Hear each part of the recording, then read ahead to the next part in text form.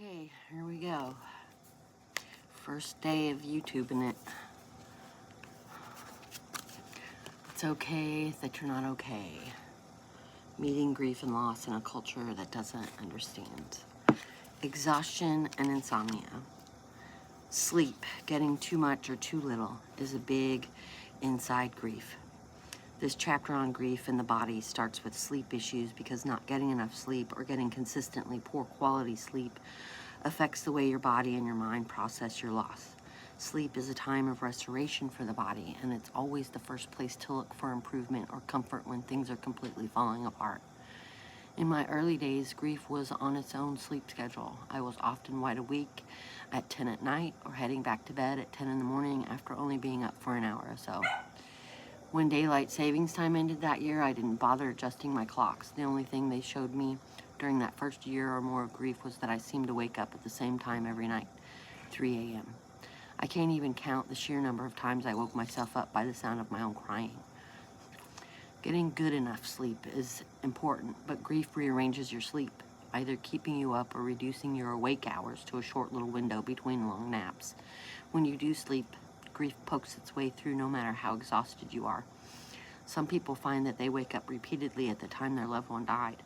Others are woken up reaching into the empty space, jolted awake by finding it indeed empty. Many people have a hopeful, hazy moment on waking, thinking maybe this was all a dream, only to have reality crash in on them as their eyes fully open. If you are wrestling with sleep issues, you're not alone. Sleeping all the time and never being able to sleep enough are both entirely normal inside grief. If you find you need almost constant sleep as much as other life demands allow, it's okay. Sleep as much as you can, when you can. It helps your body restore itself, keeping your physical body as strong, well, and healthy as it can be. It's not avoidance or denial, it's restoration and respite. If you can't sleep or you're shaken by a dream, don't fight it. Your body and mind are processing so much emotion. It's hard to fall into sleep in that kind of pain. As much as you are able, rest when you can, even if you can't fully sleep.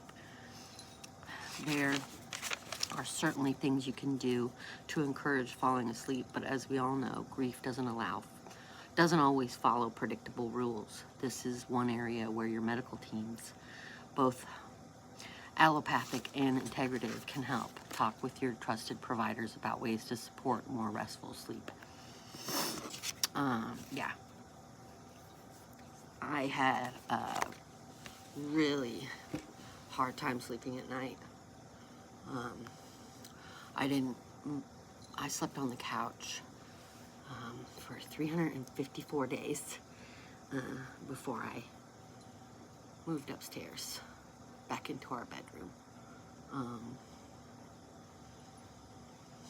And then the couple months after that were just it was just so hard. It's just hard, right?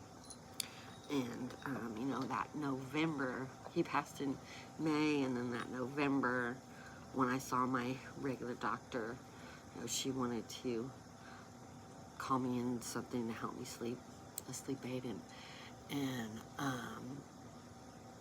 I told her, no, I am an addict in recovery for the past, at that point, 25 years, but I did not want a bottle of Fix-It in the house, because I would take it the way I wanted it, the way I directed, not the way the bottle directed, and I knew that. I was struggling. I'm grateful that the pandemic had happened and there were 12-step meetings through Zoom 24/7, and I would just dial into those and just lay there and listen until I fell back asleep. Never shared, not in one single one did I ever share, but I spent a lot of time in them trying to just get myself to relax enough to go to sleep. So, yeah. Sleep was hard.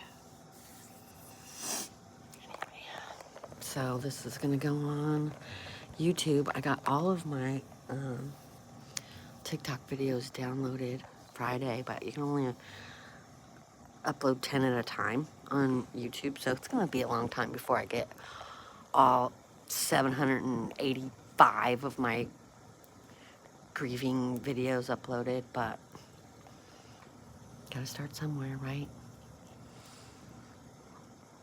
Yeah, he says that's true. Let's go slay this day, and I'll see you in the morning.